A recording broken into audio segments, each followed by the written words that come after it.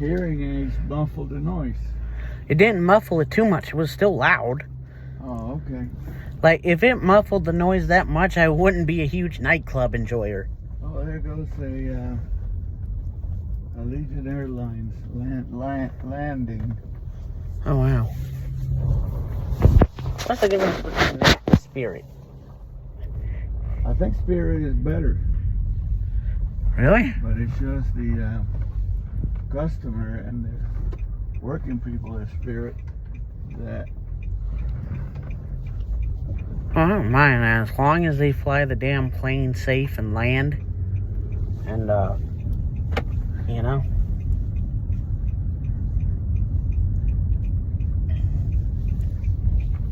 But Spirit is the one that gets...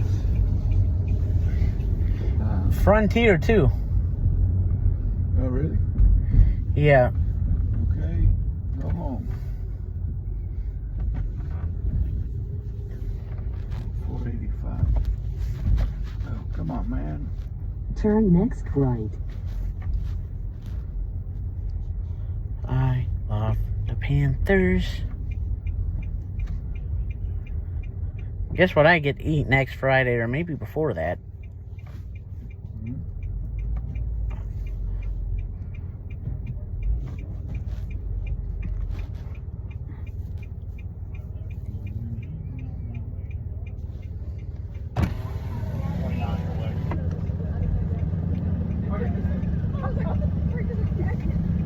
There's a Harley over there. Huh? That's Philip.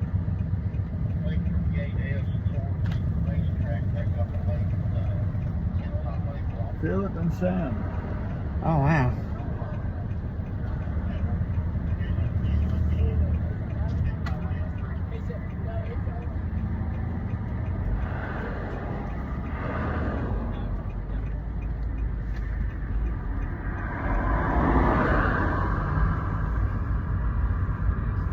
Keep right after 2 miles onto I-485 South.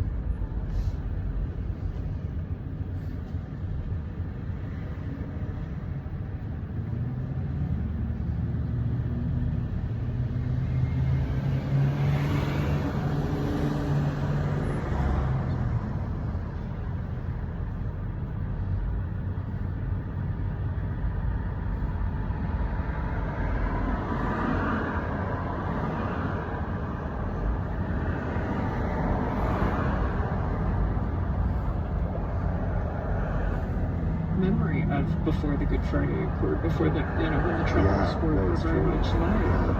And conversely, over the years, I spent quite a lot of time in Northern Ireland, specifically in Belfast, during the troubles were very worse. And it felt like a very, very different and a very threatening place. So you're talking about your mountain.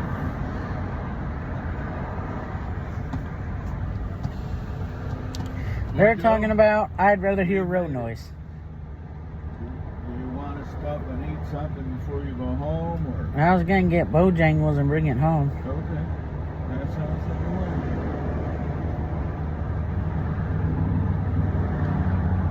Let's see if the council will find it.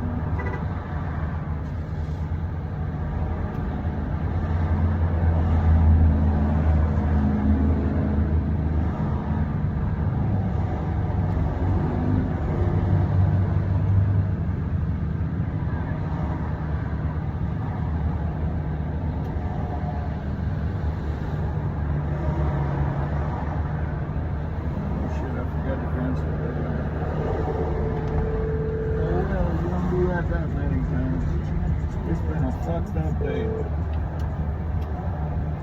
No. How you feeling?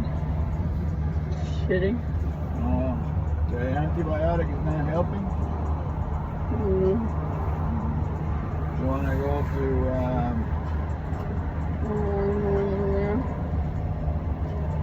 what do you mean no one is there? Can we go to the... I said I don't want to go anywhere. Oh, okay. I was thinking about that place you go off in front of, I can't even think of the name of it, but it's in front of P.F. Chang. Mm-hmm.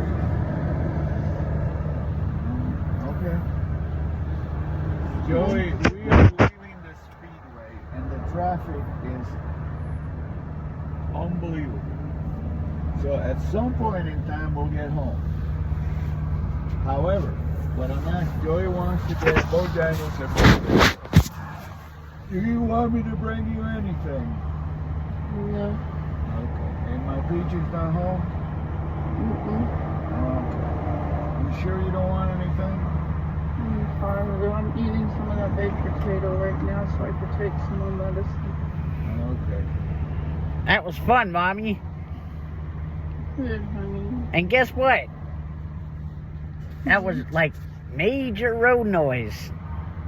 Mm-hmm. Okay. All right, honey. We'll see you when we get home. Okay. Change your mind, call me.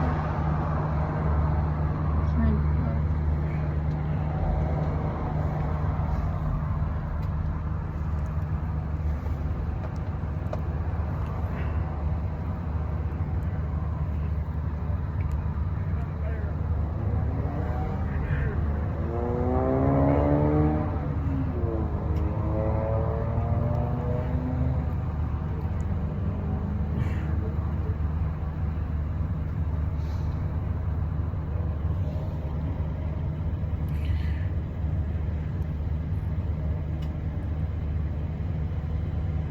I don't know how many people were in that race.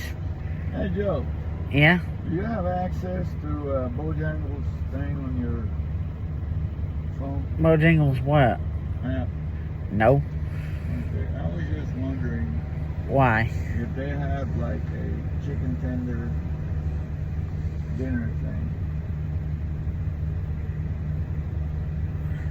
What do you mean chicken tender dinner thing?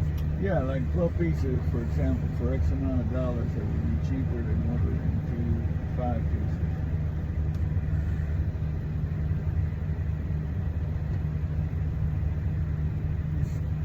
pieces. You know what I used to do when I was at Able? What? Because I was at Chubbington and that was the first time I ever been out by myself, so I used to get a 4-piece Supreme meal. Then I used to get another 4-piece Supreme. I had 8 chicken tenders and fries and a biscuit. That is chubbing.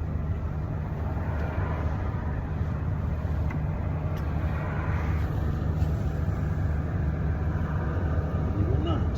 But the shutdown is not without its economic effects, so that's where we're going to start. Sudeep Reddy is the Washington Bureau Chief for MSNBC. Heather Long is the Chief Economist at Navy Federal Credit Union. Hey, you too. Hi, Kai. Hey, Kai. Heather Long, we begin with you. Obviously, we did not get the September jobs report today. We are probably going to miss our next reading on inflation. As the Chief Economist in the room, what is your level of humor? I mean, look, it's... Thanks for coming to my TED. Yeah, it's unsettling, right? This hasn't happened since 2013, and I know people keep saying this, but it's true. It feels like you're trying to fly an airplane or drive a car blindfolded. And sure, you can do that for a little while, but it just feels like, why would you want to do that? Why do you want to have a blindfold on when you're trying to maneuver? Because God gave you one when you were born. And I think even more importantly, there's a human element to this. There's those sort of how are we in this again, but also look, over 600,000 workers are furloughed right now. Many of them are concerned that they're going to be laid off or could be laid off. You know, at Navy Federal Credit Union, we extend no interest loans to workers, and I can tell you that we've had huge uptick, way more than we had in 2019. People are worried. Sudeep, all of what Heather said being true, it is also reasonably true that if this is a short-ish shutdown, it is merely a macroeconomic one. That is true. We've learned this over and over again. That shutdowns make us unimpressed, of course. They don't speak well about how we run our government. They do work sometimes for the messaging for either party. Clearly, in this case, it's Democrats who have a view on healthcare. Before, it was budget deficits with Republicans. It does work in terms of messaging, but it does not really have a macroeconomic effect. It's a micro effect on the workers who are furloughed, on the contractors who do not get back pay after a while. There are lots of of areas of damage from a shutdown at an individual level, but it does not really have this big effect, and it's usually a thing that we can look back on as barely a blip. Heather, in your capacity at Navy Federal, you've got access to all kinds of private data. What are you looking at to give you some sense of, maybe peeking out from behind that blindfold you were talking about? Yeah, we're all trying to figure it out. We do have millions of accounts that have direct deposit data from the government and from private sector employers. So far, we continue to see everything come in as expected this week, but we're monitoring it closely. Obviously, everybody paid a lot of attention this week to the ADP jobs report, but at the end of the day, even ADP is monitoring 26 million employees in an economy that has 160 million. So there's just a totally different magnitude. Steve, we had Austin Goolsbee, the president of the Chicago Fed, on the program this week. We talked about a bunch of stuff, one of which was the data thing that we've just been talking about, the three of us. The other one, though, was where he sits now on the dual mandate, whether he's more worried about price stability, inflation, or the labor market, jobs. And he came down pretty solidly on being more worried about inflation. I guess I wonder what you think about that.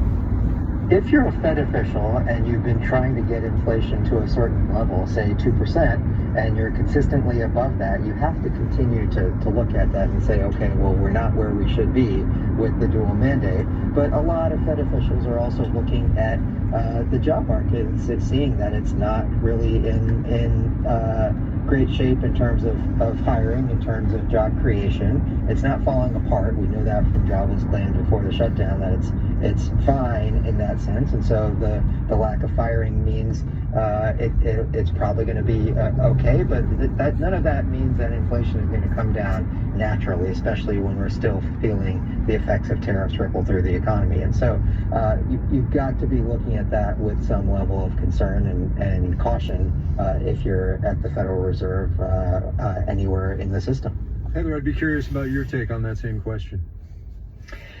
I was surprised how much you leaned into inflation in your interview. I do think the data we saw this week, again, seeing the JOLTS data, the job openings data, the number that really stands out to me is the hiring rate. And to see that fall to 3.2, the lowest since the end of the Great Recession era, 2011. Sorry to interrupt. Take a second and explain why the hiring data is important to you.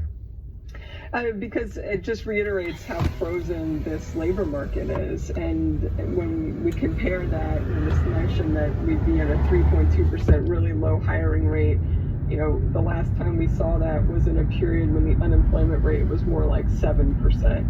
And so that's where I think the reality on the ground for a lot of Americans, it doesn't feel like a 4% or 4.3% unemployment economy right now. All right, so the both of you get this next question. Sudeep, you get to go first. Sorry. But it's the question I started with. Where do things go from here? Because the Trump administration has changed this economy in substantive ways in the past 9, whatever it is, months. If the director of the OMB, Russ Vought, and the president are true to their word, it will be even more change during this shutdown. Keep right after 3/4 of a mile onto I-485 South. To actually wait on so many fronts. We've been waiting on the tariff front to see what happens. We've been waiting on the immigration front to see what happens when we don't bring in as many workers. Somebody turned in front of me and I was looking at the all map. of these things are experiments that we didn't necessarily You were looking think at we'd what? be running, and we're running them all right now, and we don't really have the precedent to know how the economy reacts to it, because that's just not how this has been set up. And so when you're making such fundamental changes, it just takes time, and it will probably be many months and maybe even years to see the full effects of it. Heather, 30 seconds, same question. Now what happens? I think, look, in the coming months and into 2026, we're probably going to be able to avoid a recession in the worst case scenario. I think the AI boom continues to be a huge driver for the economy and obviously the markets, but it doesn't mean that things are going to feel great. I think consumer sentiment is going to remain really in the dumps. The middle class is feeling squeezed. The reality is inflation will be around 3% heading into 2026, and wage growth probably won't be that high. You do the math.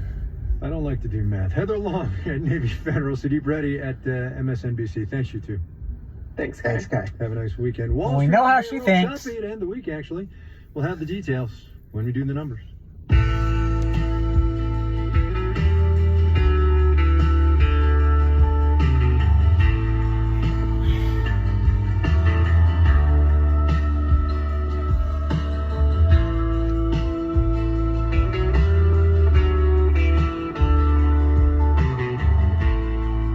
Government shutdown or no, there is data about this economy that does not come from federal professionals. Next Friday, for instance, we'll get the regular reading on consumer sentiment from the University of Michigan. That's a survey. The good people in Ann Arbor actually ask people about things. Of course, you can also get a sense of how consumers are feeling by looking at what they're doing, specifically what they are spending their money on. Marketplace's Carla Javier took a look at one particular slice of that spending, restaurants. First, let's look at fast food places. Dean Baker at the Center for Economic and Policy Research says it's the right place to start. If you look at fast food restaurants, that's likely reflecting what's going on with ordinary workers. So not people with high incomes or stock portfolio or real estate gains to fall back on. Baker observes that fast food spending isn't what it used to be. What happens in 224 and then into this year, it really slows down, it basically stagnates. So chains are making moves to draw in more traffic, says Michael Halen at Bloomberg Intelligence. Offer discounts, add cheaper items to the menu, things of that nature to kind of attract people to come in. You're not going to see much menu price decreases in this business. Because between inflation and labor costs, margins are tight. In surveys and at conferences, restaurants report that deals bring in about a quarter or so of their traffic, says Sarah Senator at Bank of America. What's really been the driver of transactions, though, have been more, I would say, innovation and brand activation. Like Minecraft Happy Meals and Chipotle's Adobo Ranch Dip. Senator sees parallels with 2009 during the Great Recession, with one key difference. Full-service restaurants have actually been holding up better. That kind of runs counter to what you would typically expect to see. Keep right after 2 miles onto I-485 south toward Matthews. To those higher income customers. Welcome to the K-shaped economy. I'm Carla Javier for Marketplace.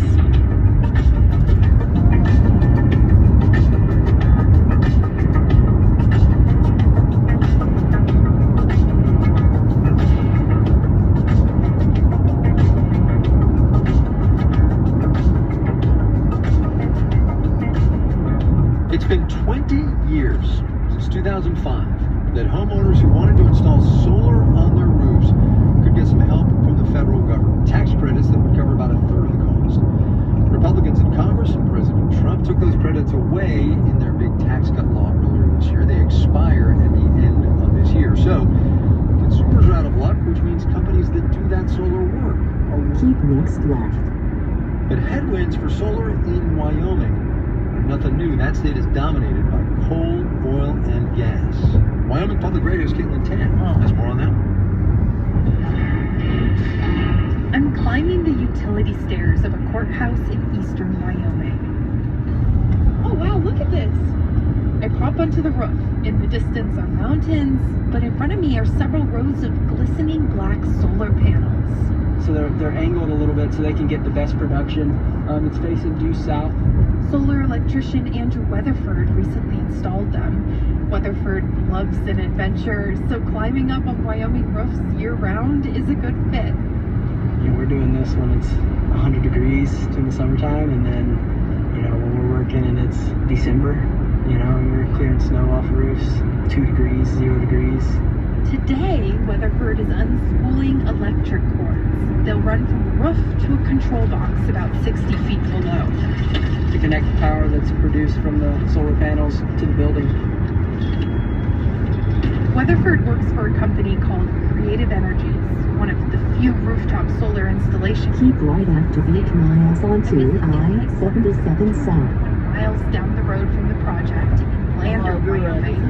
Co-owner Scott Kane walks me inside a giant shop building.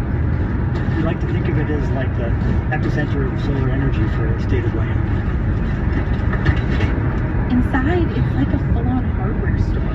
Tools, electrical and solar panels, trucks, everything they need to service projects around the state. King says they built the shop a couple years ago. We noticed, like, wow, there's been a lot of demand for solar, and we're having a hard time keeping up with the demand that's out there. Partly because of the federal tax credit for residential rooftop solar. It was beefed up under the Biden administration, but it first came about under President George W. Bush. The original solar tax credit was supposed to taper down after just a couple years, but it's been extended because subsequent administrations saw that the program was working well. But congressional Republicans voted to completely end the 30% tax credits, saying the solar industry had been subsidized long enough. So that went from being, almost a 20-year-long program to ending overnight. So that really feels like a scramble. A scramble to install panels with a surge of homeowners who want the credit before it goes away. In fact, King has had to turn some customers away. We can't get their project built before the end of the year. He's not sure demand will still be there when the price for solar installs goes up. His business is shifting from growth mode to maintenance. Rather than continuing to hire people and invest in vehicles, invest in new buildings, to more of a, let's sustain the business mindset. Still, King knows how to adapt. He helped found Creative Energies in 2001, when Wyoming's fossil fuels were booming. Some might say that a renewable energy company, you're operating in Wyoming, that must feel like you're operating behind enemy lines. But he found a niche market, from eco-minded homeowners to survival types who don't want to rely on the grid. The idea really plays that, hey, we grow our own food, we hunt for our own meat, let's produce our own power. Federal tax credits for commercial buildings aren't ending for another couple years, so Kane hopes to tap more into that market, like the Eastern Wyoming Courthouse project. Alright, we're about out of time now? Electrician Andrew Weatherford feeds the cords to his work partner.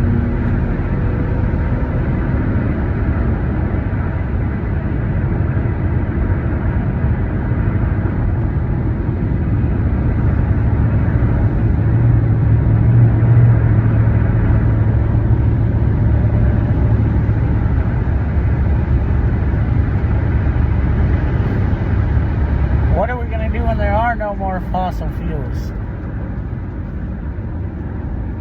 Keep right after 4 miles onto I-77 south towards Statesville. I don't think that's going to happen, Joey. I'm going to explain to you why.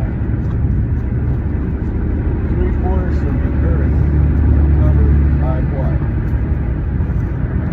Oceans. Uh-huh. So there's got to be a lot of fossil fuels in the water.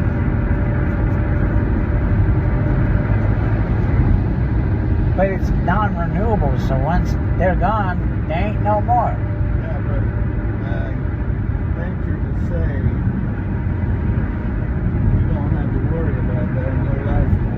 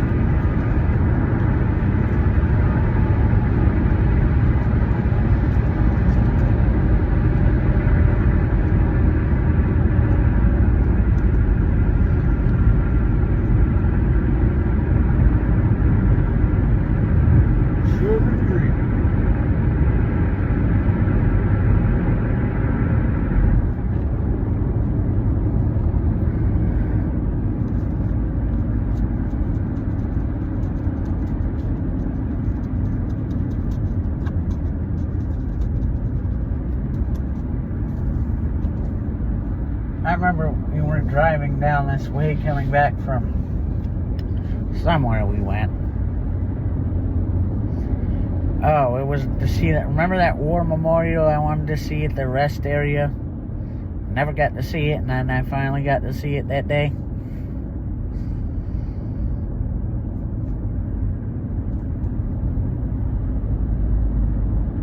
And we were going to go to South 21, and you were going to go on 485 and Independence. I was like, it's telling us we should go on Sugar Creek and Eastway, which makes sense because it closes 8, and if we go the other way, we won't make it by 8. And guess what time it was when we left South 21? Huh? I forgot that movie.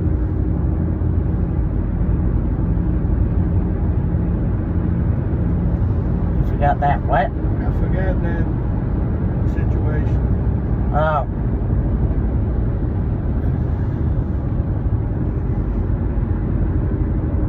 And it was packed with young people. Huh? This is where Javier works. Ground. Oh, okay.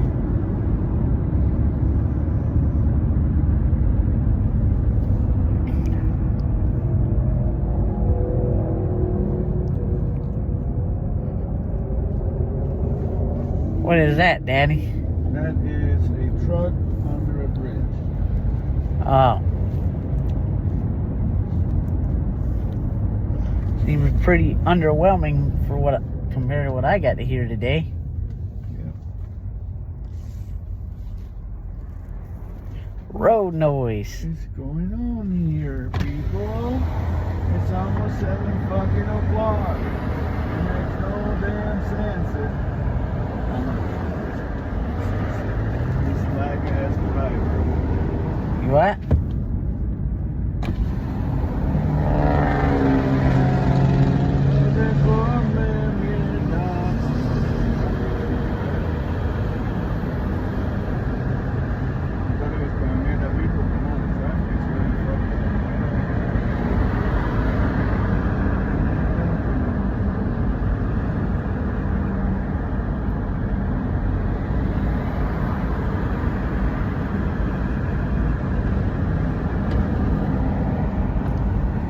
Well, think about it. We're on 85. It's Friday. People like to go to Atlanta for the weekend. People like to go to Raleigh for the weekend. And then Take the second exit on the right onto I-77 south towards Statesville.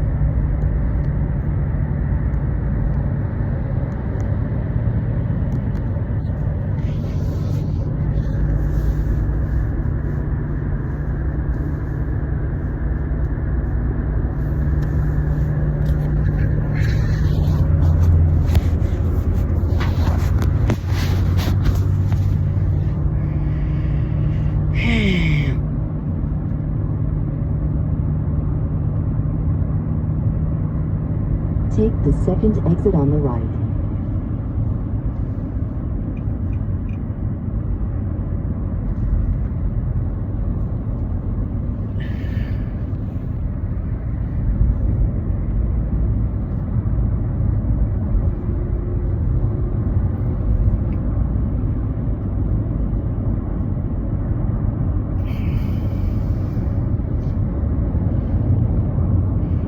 Keep left after a quarter of a mile onto I-77 south toward Columbia.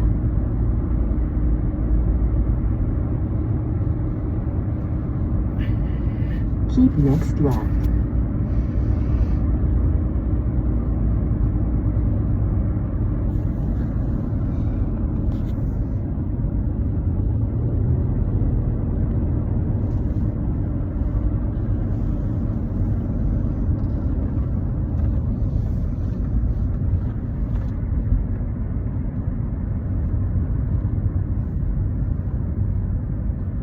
You know they have a race in New Hampshire, and they have, you know what the top prize is?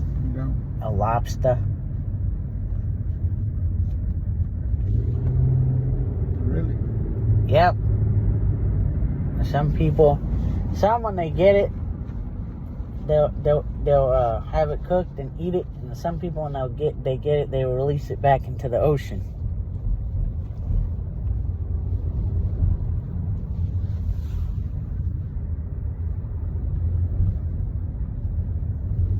Those are the son of bitches that voted for Biden. I would eat my damn lobster. Well, they might not like lobster. Why kill a living? Very hard. No, I won't kill anything that I won't eat. Yeah, that's what I'm saying. You know, Keep left after 3 miles and continue on I-77 south. They know they're not going to eat it because they don't like it, so why not release it back to the ocean, right?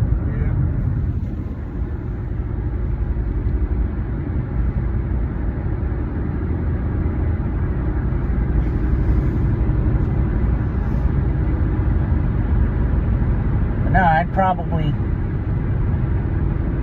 if I didn't like lobster, you know what I'd do?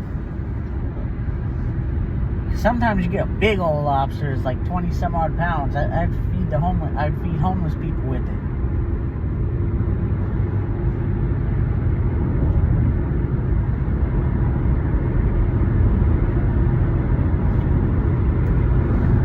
I heard a news story about a bride that got stood up like at the last minute, already had the venue booked, food and everything. You know what she did? Yeah, all of them. Like, well, not all of them, but a lot of them.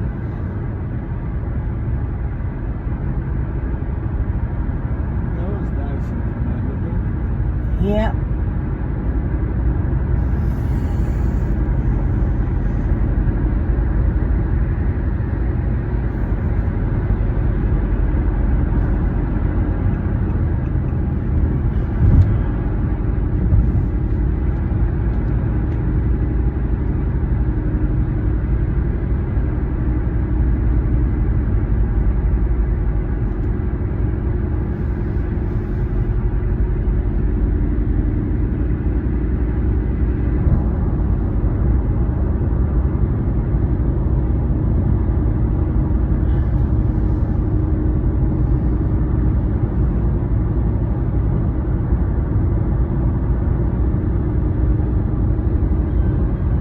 Keep left after 1 mile and continue on I-77 south.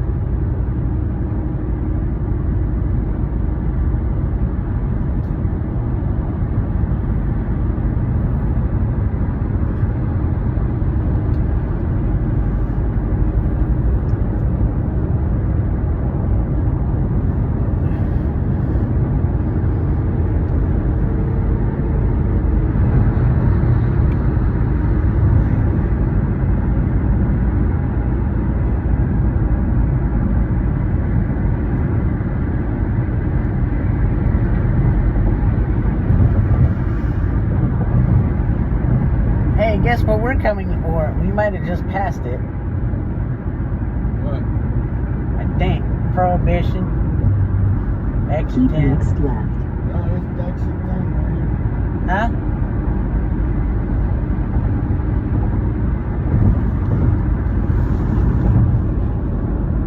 Yeah, you can always tell. I don't know if you caught that, but you know how the pavement... Keep right after 6 miles. You know how the sound of the road just changed? No, Joey, you're the one that notices stuff like that, I know. Yeah, Daddy, but I don't know why I want to teach you that, because, like... Keep right after 6 miles. Huh? Okay, I didn't understand you were trying to teach me something.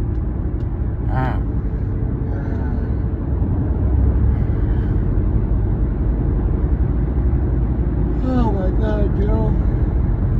See, that's why when we go there, I know to remind you, hey, your exit's coming up. That's always a good idea. I couldn't even think of Victory Junction today. Couldn't even think of the what today? Victory Junction. Oh.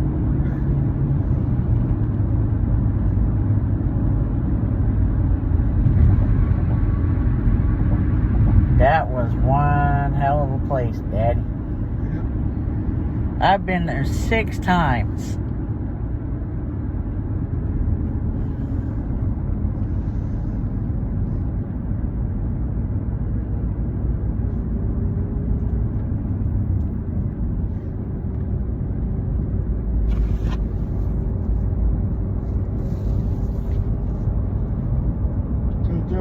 Yeah? Any idea how much I love you? Of course. I love you enough to make my life all fenced up so I can get you to this thing.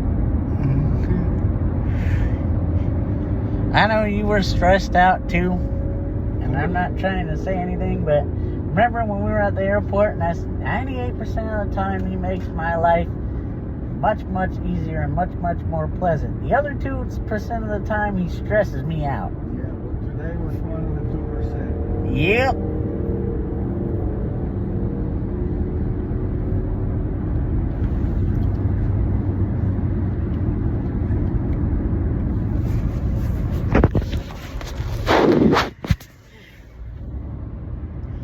Well, this wouldn't be the first time that something like that would happen involving Compare Foods on Sharon Amity.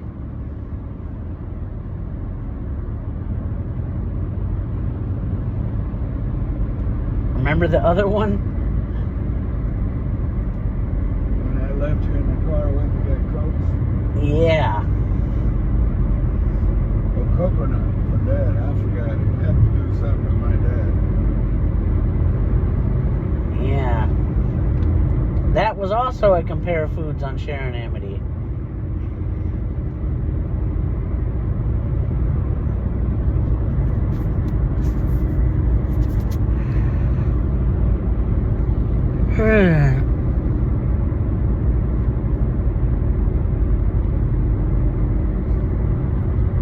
You know what's messed up about Compare Foods not coming around? They're probably one of the only people that would unite the blind people and the sighted people that don't speak a lick of English.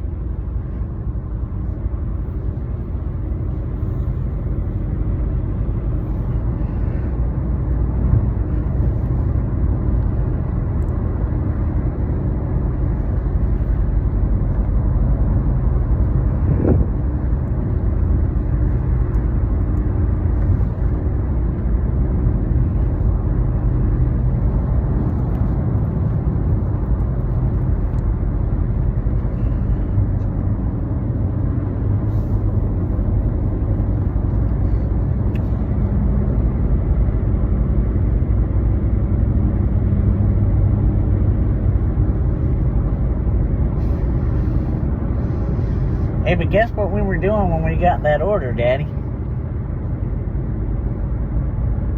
were in Boston. Guess what we were doing in Boston? Eating? Yeah, guess where?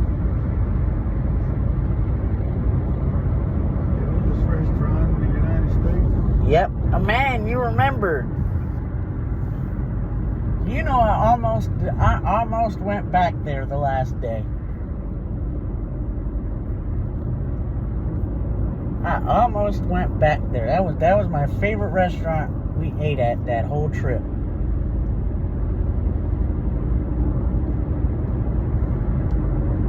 You know that? Yep.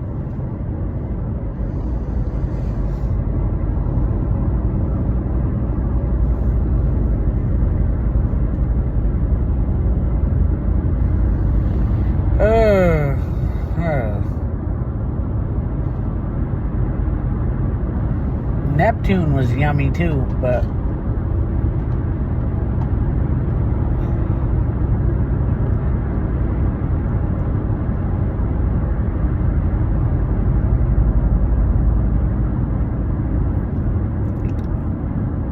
you know that guy from the Arboretum that rides my bus?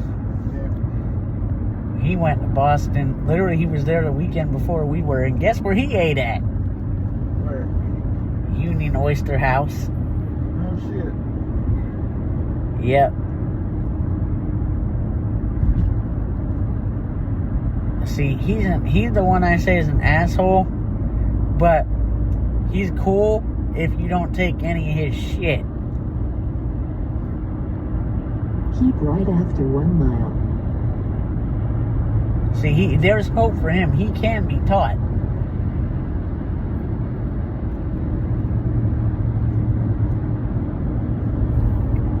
But,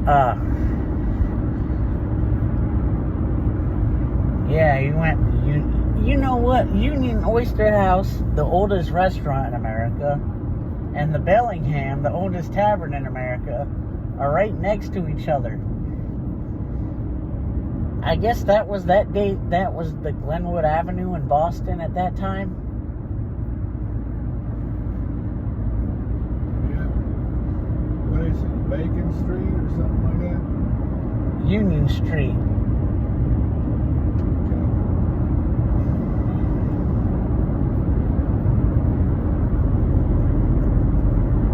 What, the tavern? No, the main drag that you're talking about. Oh, Union Street. Keep next right.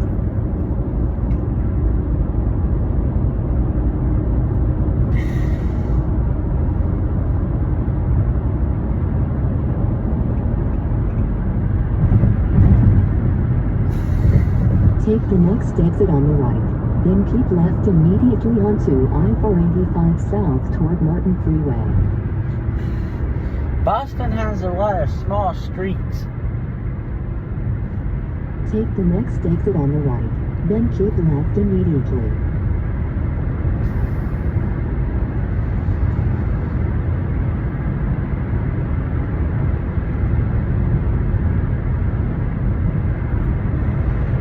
Keep next left.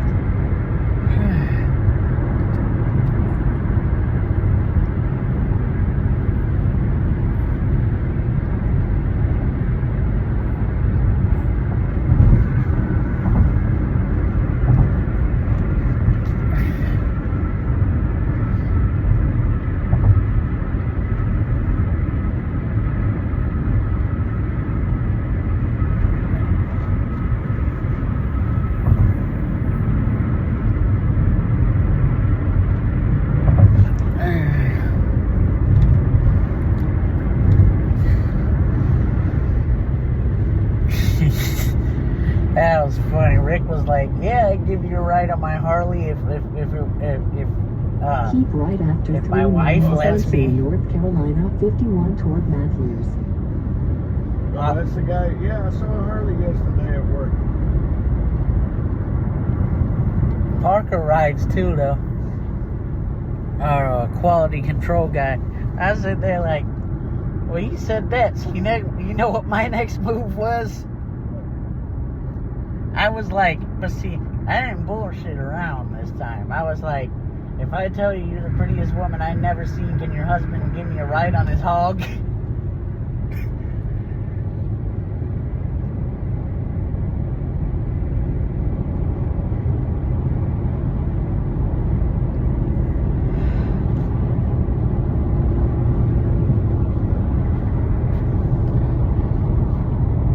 I remember one time we went somewhere to eat, and I was eating, and you're like, "Are you full?" And I was like, "Yeah, of shit."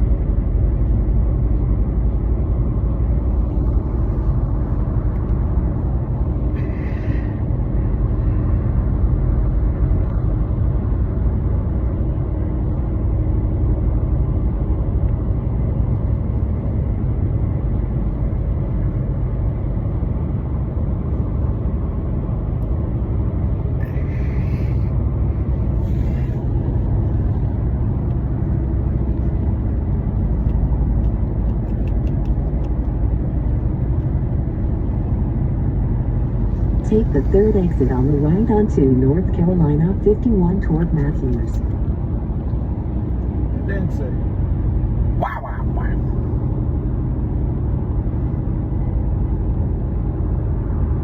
And who said wow, wow, wow? And where did I learn that from? Greg Olson, Kristen McCaffrey, Cam Newton, Jonathan Stewart.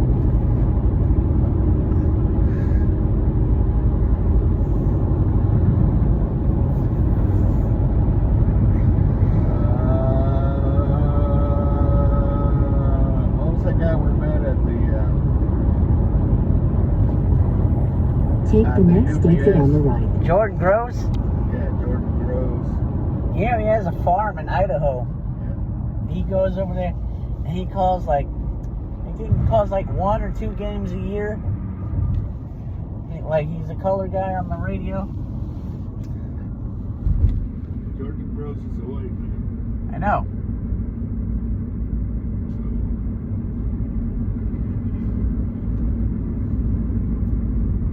Yeah, that's the thing. There were like no black people in Boston. Like very few. Yeah.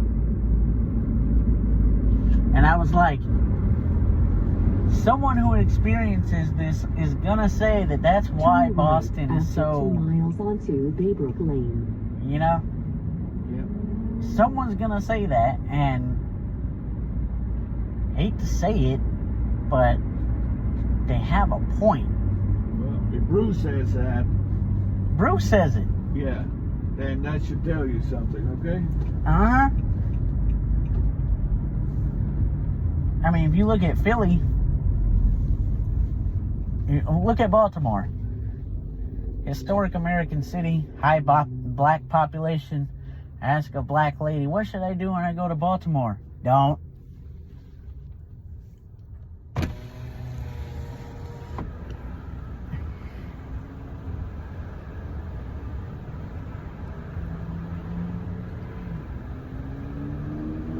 Same with DC.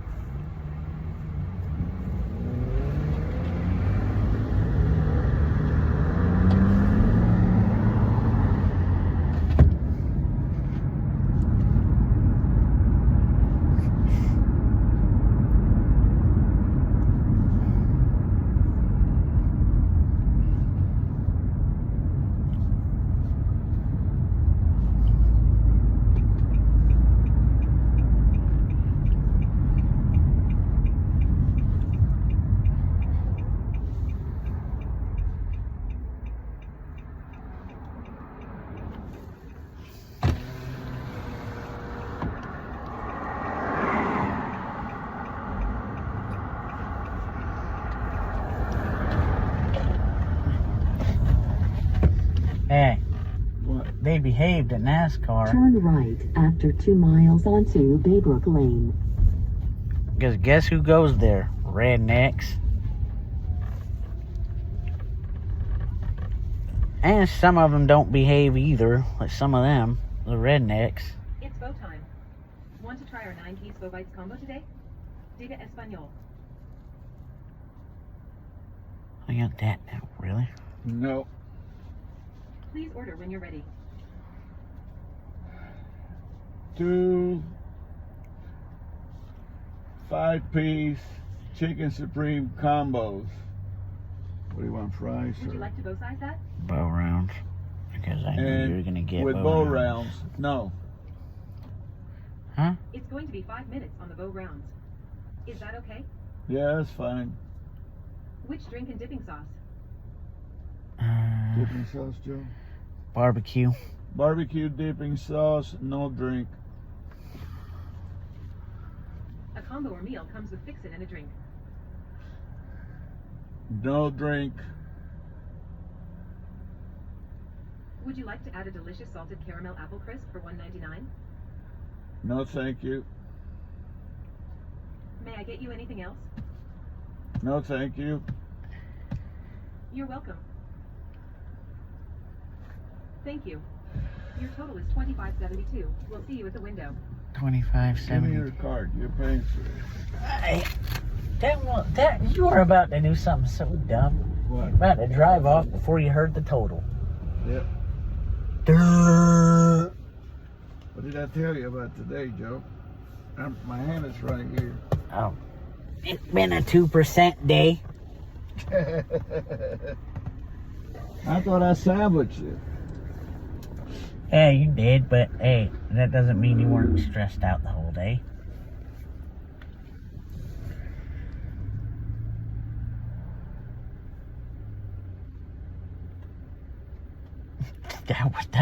that bar.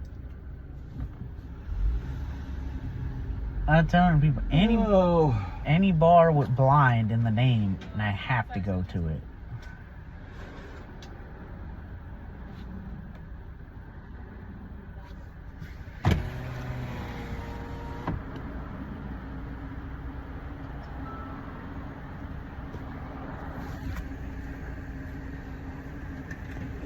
It's gonna be 5 minutes. Where do I go? You can stay. Oh, okay. Here. Bojangles. Yeah. I love Bojangles.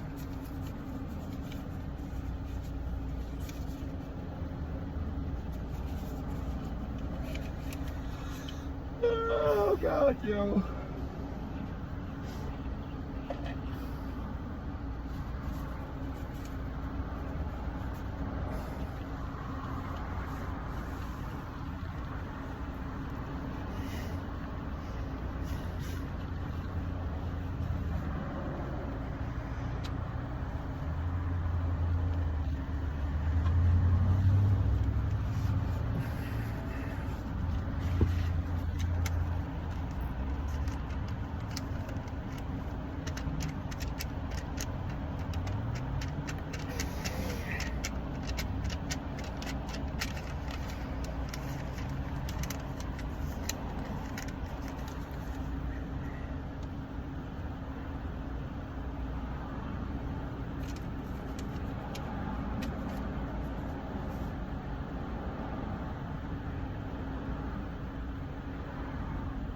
Guess what they got? Road noise. And guess what I heard today? Thank you.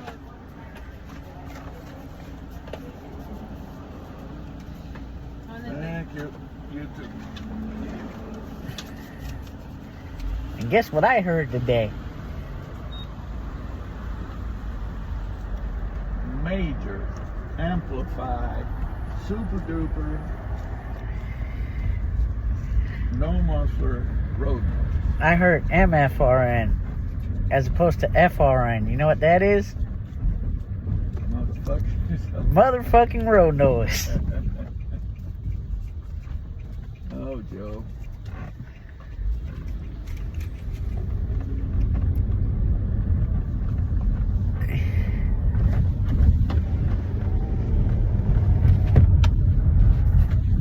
Cody was going in. They have a segment. We have a segment at the end of our Turn next podcast. left, then make the next left turn. We pay homage to Steve Smith, and we tell whoever we want to tell, like anything that's going on in our lives or in the world, to ice up and get it together. Well, he was talking about Irina.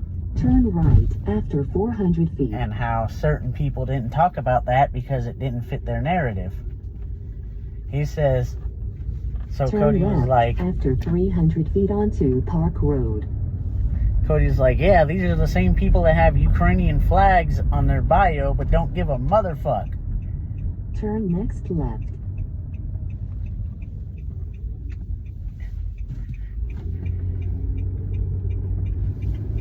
I think he's pretty right about that, isn't it? Isn't he? Yep.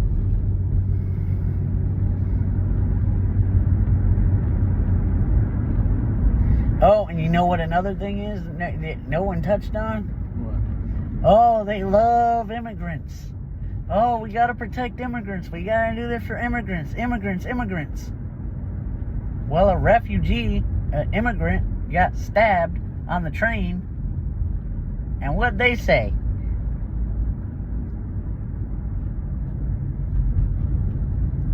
Nothing. I like Cody already.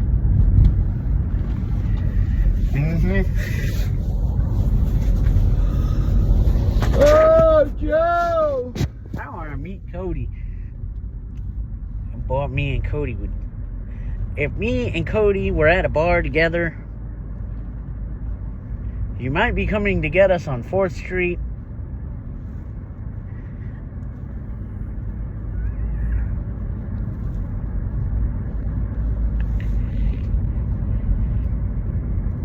Cody is See, Cody calls it like he sees it, and so he's got a reputation on Twitter for pissing people off because, like, they call him a Bryce hater, but he's the quickest one to give Bryce praise when he has a good game. But, because Bryce, you know, has like 3 bad games before he has a good game. And Cody says Bryce had a bad game and he doesn't make a bunch of excuses for him. Oh, he's a Bryce hater. You know what? I'm a Bryce hater. Bryce has been the same shit for 3 years. He's got a few good games in him. Like, see, his ceiling is like 10 feet high, but his floor is like a subway station. You know what's amazing, Joe? What? Honestly, you take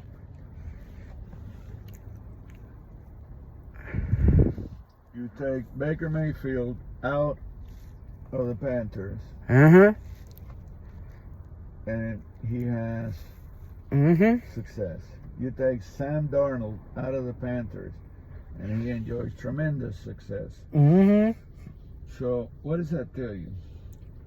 The only guy we who fucking got out suck. of the That's Panthers, what it tells me. Yeah, the only guy who got out of the Panthers and was a joke was Cam Newton when he went with New England because he was a running back. Broke.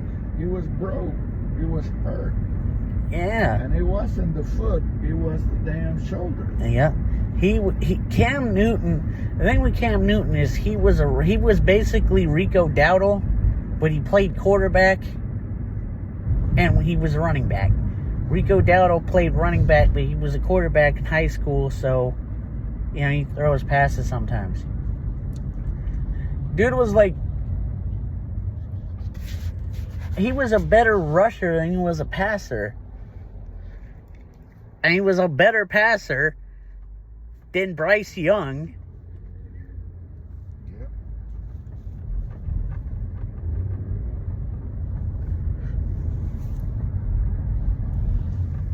Yep. But see, the fact that Cam Newton is one of the best quarterbacks the Panthers ever had pretty much means that the Panthers have had shit quarterbacks. No, I mean, Josh was good. Yeah, he was good. Him and Jake Delhomme, best quarterbacks we had. Yeah.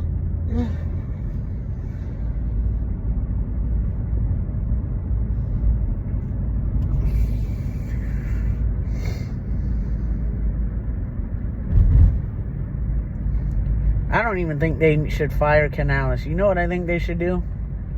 I don't think Dan Morgan and Dave Canales are the problem. You know what I think the problem is? I know what the problem is. Bryce. No. Because Tepper's not going anywhere. Yeah, well. But see, Tepper, to his credit, he has learned over the years to, stay out away from certain things. Bryce Young is a relic of an era when he didn't know how to stay the hell, out of certain things. Then fire the motherfucker. Well, maybe that's where I was going with that whole comparison. Maybe Bryce will go somewhere and he would make a great quarterback for that team. He definitely would make a great looks like Toby. There's a what? Looks like Toby, but it's not. He definitely would make a great backup for somebody. Yeah. Baker Mayfield. That would be hilarious. That would be hilarious.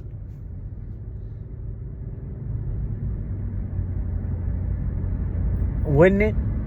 Yeah. You know who I was thinking the Panthers might trade for this offseason? Or maybe not even trade. Well, I think he's still on it. They got to trade for Kirk Cousins.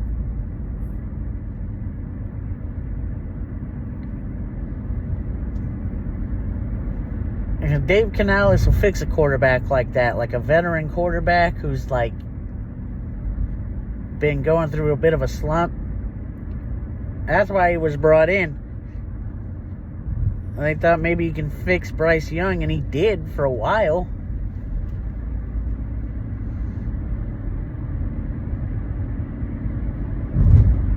That idiot Andy had not got into that car wreck, and had to be our starting quarterback. Yeah, maybe it might not have been Andy's fault. You know how drivers are in this city? I'm not saying that he drove wrong. I'm saying that he got hurt in an accident. He couldn't play, so they had to put Bryce Young back in, and then he had a few good games. My biggest pet peeve is when they let go of that guy that was from Charlotte that took over from right. He's with the Jets now. And the Jets defense is not very good, though. Ejiro Evero? Yeah, no, you know who's... He's a bum. Do you know who's with the 49ers? Robert Saleh? Yeah. Robert Saleh and Liam Cohen got... That was that thing where, like, they were at midfield and they were having a spat, and, like, and Robert Saleh... Liam Cohen was... I can't remember who said that to who, but one of them was like, "Oh, end your life, motherfucker."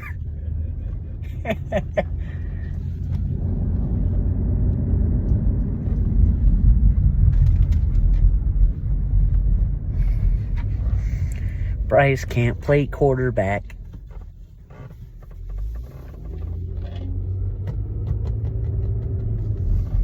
Even if Bryce wins, you know he's going to have a shit game next week.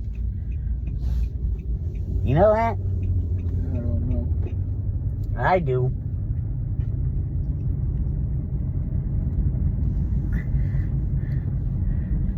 Bryce gonna have a shit game. You know what Bryce is gonna do? Bryce is gonna look good this week, and he's gonna shit the bed next week with all the Cowboys fans in attendance, and all the Panthers fans are gonna be gone by the third quarter. And it's going to be AT&T Stadium in Charlotte.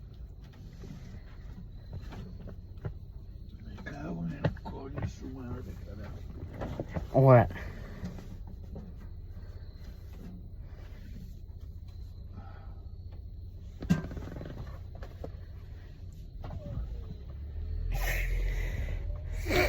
There was a guy at the hotel from Miami, and he wasn't Cuban.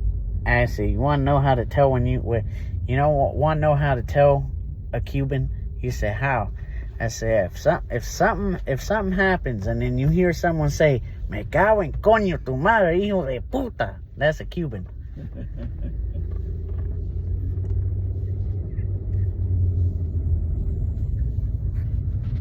He said, "Yeah, that sounds about right."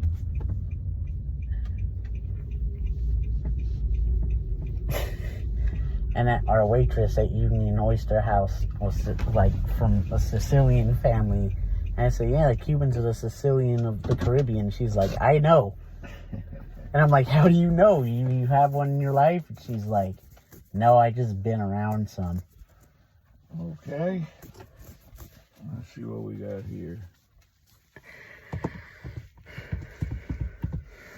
Blue Cross and Blue Shield. Okay, you go, Joe. I can't go in. I left the stuff in the middle of the... Should I take my pit pass? Huh? Should I take my pit pass? Yeah, put it in your room as a souvenir. Yep. Do you want your lunch bag? Yeah. I can't close it, damn it. Because my other hand is full of stuff. I'll close it. Oh. Oh, God, here. I heard professional grade road noise. Yeah, you did. Hey, Dad. I got to go to a bar called The Blind Turn where people gather to watch and listen to road noise. What? Be quiet for a little while. I'm going in now.